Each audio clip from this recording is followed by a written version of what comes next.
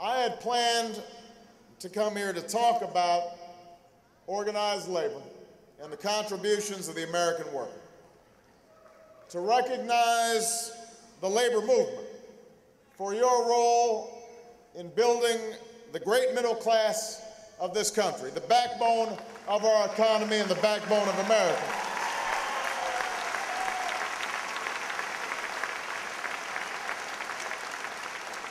Sometimes people ask me, why do you support unions so strongly? And I have to ask them, why don't you?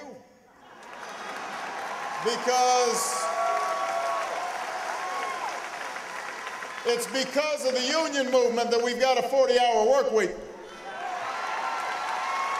It's because of the union movement that we've got the minimum wage. It's because of the union movement that we've got benefits like health care and pensions.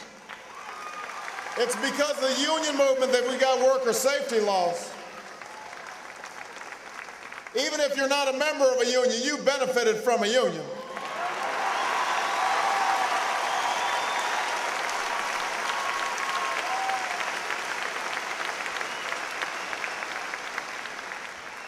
So I wanted to speak about how we sustain that middle class against all the challenges that we face today, and how we promote policies that honor the dignity of work. But you know, as we meet today, our neighbors and fellow citizens in Louisiana and Mississippi and along the Gulf Coast are once again under siege from a terrible storm.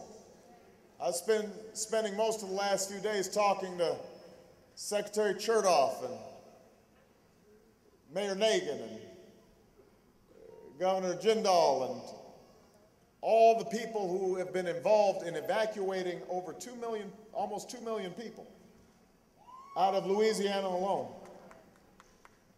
And although the report so far is that maybe New Orleans was spared the worst of the storm,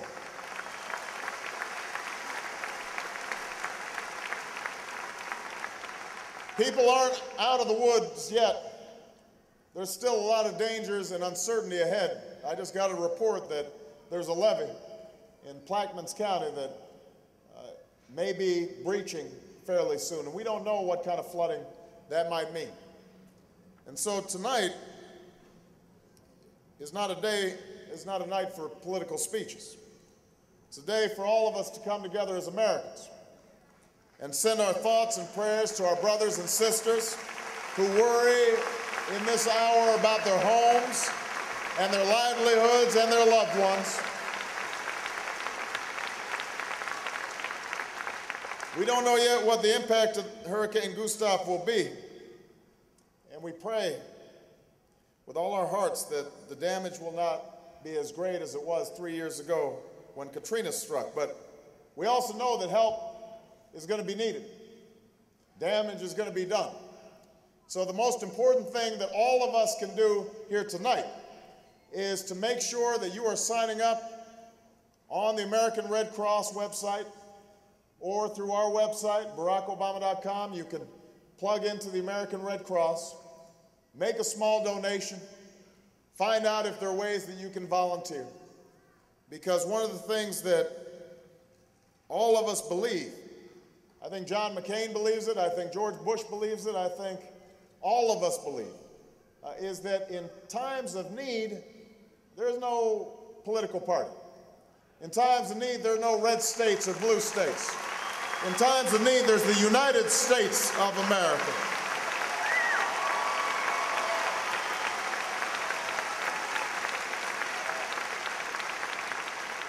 So I'm not going to give a long speech tonight, but I do want to point out the connection between that spirit of unity and the spirit that brought about the union movement. You think about those early days when a worker could be fired anytime. If they got hurt, nobody was there to provide them any kind of disability payment. If they got killed on the job, their families were on their own. Maybe people might take up a collection to help with the burial, but that was about it. And then somebody got an idea. They said to themselves, you know what? Alone we are weak, but united we are strong.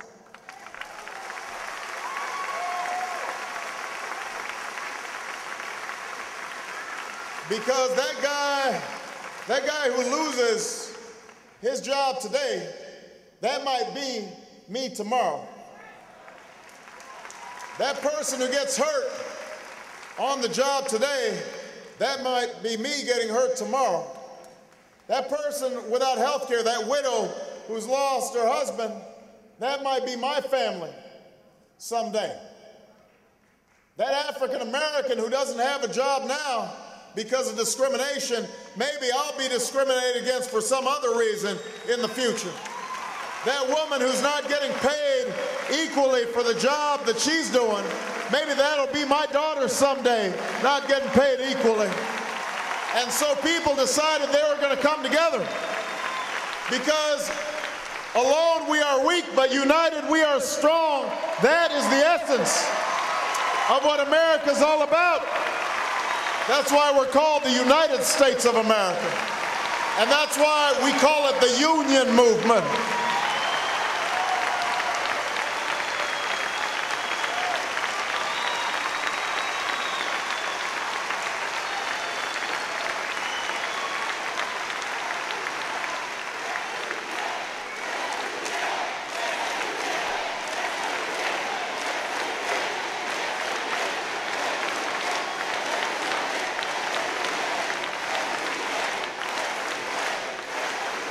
Now, here's the thing.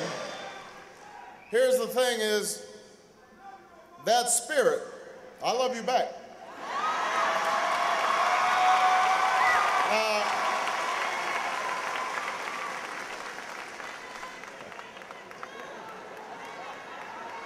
That spirit of looking out for one another. That core value that says, I am my brother's keeper, I am my sister's keeper. That spirit is most evident during times of great tragedy. It's most evident during times of great hardship. It's most evident when natural disasters strike, because we understand that only God has control. And so it takes it out of the realm of politics. We all understand that we have to come together. But, you know, that spirit can't just be restricted to moments of great catastrophe. Because as I stand here today and I look out over the thousands of people who've gathered here today, I know that out there somewhere, there's some folks who are going through their own quiet storms.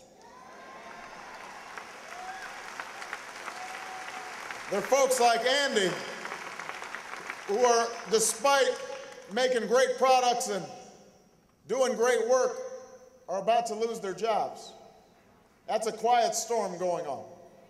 Trying to think about how he, after working for decades in a facility, how he's going to manage to make the adjustment to care for his family.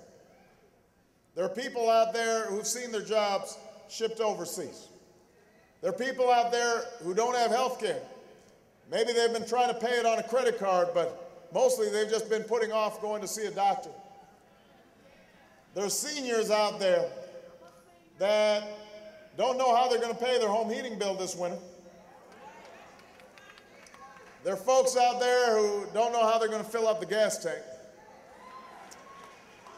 There are young people in this audience right now who have graduated from high school, have the grades, and will to go to college, but don't have the money.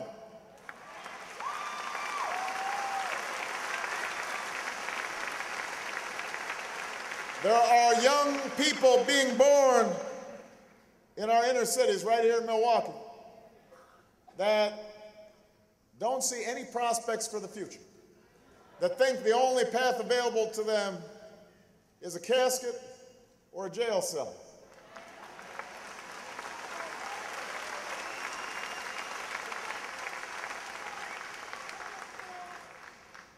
All across America, there are quiet storms taking place. They're lives of quiet desperation. People in need of just a little bit of help. You know, Americans are a self-reliant people. We are an independent people. We don't like asking somebody else to do what we can do ourselves. But you know what we understand is that every once in a while somebody's going to get knocked down. Every once in a while somebody's going to go through some hard times. When we least expect it, tragedy may strike.